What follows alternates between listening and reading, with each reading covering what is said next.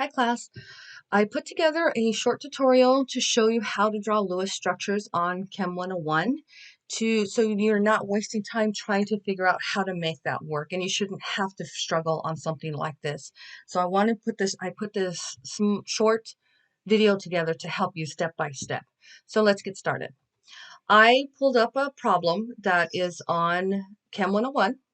Don't worry, you guys will not get this problem, but this is a typical problem that you would have to do a Lewis structure on. Bromomethane, which is CH3Br, is a very useful, let's just pass all of that, fumigant against and so forth. Draw the Lewis structure of that compound. So the first thing you want to do is click inside the square. Next thing, it's going to take you to this page, and this page is always going to be the same regardless of whatever compound you have to work with. It's going to give you, if you see here, what the compound it's asking for, and 2 dots. The red dot is the dot you will be working with. So it's the one that's open to you. So the red dot here is the one that we want to start working with. The first thing we want to do is pick an element. The easiest way to do this is pick the central element. So I know that carbon, I've mentioned before that if you have carbon, 9 times out of 10, that's usually the center atom. I'm going to start with my center atom. So I'm going to go down here where it says change element. I have to make sure the atom that I want to work with is highlighted, which it is. And I'm going to be brought, a periodic table is going to come up. I'm going to pick this carbon, and once I pick it, it's going to take me to this page, and then carbon shows up. Now I'm going to create the bonds around carbon. So this might be a good idea to get a pen and paper or pencil and draw this compound out the way you want it. Makes life easier than struggling just on here. So because of this, I have 3 and 4. I have 4 bonds around this carbon. So the next thing is I need to add bonds to this. So I'm going to go down to bonds. So down here, I'm going to this dot, I'm going to slide this to how many bonds that I need around this. So this is going to be 4. I'm going to slide this to 4 bonds. And as you move this up, you're going to see this compound change into structures. So if I slide this to 4 and leave it on 4, it's going to come out to this compound. And this is a tetrahedral compound. So, and it's not asking for Vesper on this one, so you don't have to worry about that. So now I have the central bonds, the bonds around on the central atom. Next thing is I need to fill these black dots with the atoms that I need to fill it surround it with, okay? So I'm going to pick one of the dots, doesn't matter which one, and I'm going to highlight one of them. Now I'm going to do the same thing I did with the central, is I'm going to pick the next element I need to. So I highlighted that one. I went to change element and I picked hydrogen. And I'm going to do that through all 4 of them.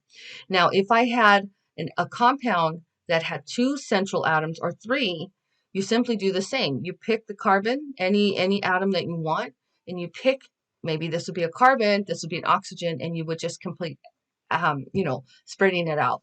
So that's not to, don't confuse yourself. Just pick this and it'll allow you to keep connecting and making bonds if you have to make a bigger compound. Okay, so I'm going to keep going through, and I filled it in with every bond that it's asking for in this compound, but I'm not done. And if you stop here, you're going to be marked wrong. Why? Because you have to make sure that the valence electrons are around every octet. It fills a duet or an octet. So you need to click on whatever compound you want. Remember, when it's in red, that's the one you're working with. And then go down here and pick valence electrons. Now this problem is not asking for formal charge, so we don't need to worry about that on this one. But if you were asking for something like that, you would need to use that. Valence electrons, okay? So I'm going to click on valence electrons, and when I do, you see it's in red. These little numbers with circles around them surround that atom. What this is telling you, whether that it's a duet, so this is a duet, this is a duet, this is a duet, those are fine. Carbon in the center has 8, 2, 4, 6, 8, we're good. But bromine only has 2. Bromine should not have 2. So this is not a stable compound, and that's not going to work. So you have to make sure, write it down, do whatever you need to do, check valence electrons. Make sure that you are only seeing one bond. But remember, when you see a lot of chemical formulas, there are also lone pairs out there that are never drawn, but you have to make sure they're there. In this case, CHEM101 wants you to show the lone pair. So make sure you understand that once you get the compound, you're not done. You have to make sure that you have accounted for every lone pair that's on an atom. So in this case, we need to add electrons to this compound. So it's going to be very easy to do because we only have 2. In order to fill an octet, we need 8. So we need to add more, and over here is electrons. So we are going to slide this button up to how many we need, which is 6. Okay. So as an example, I added 3, and you can see that there are 3, but the number's 5. Yes, it is, because we have 2 here in the bond, and then 3 lone pair. Well, lone pair and then a single one, but it makes 5. So we're not done. It still needs more. So I'm going to add it to 6. Now it has my lone pair. I see an octet, octet, duet, duet, duet. And the problem was asking simply for the compound. It wasn't asking for shape. It wasn't asking for formal charge. It wasn't asking for any of that.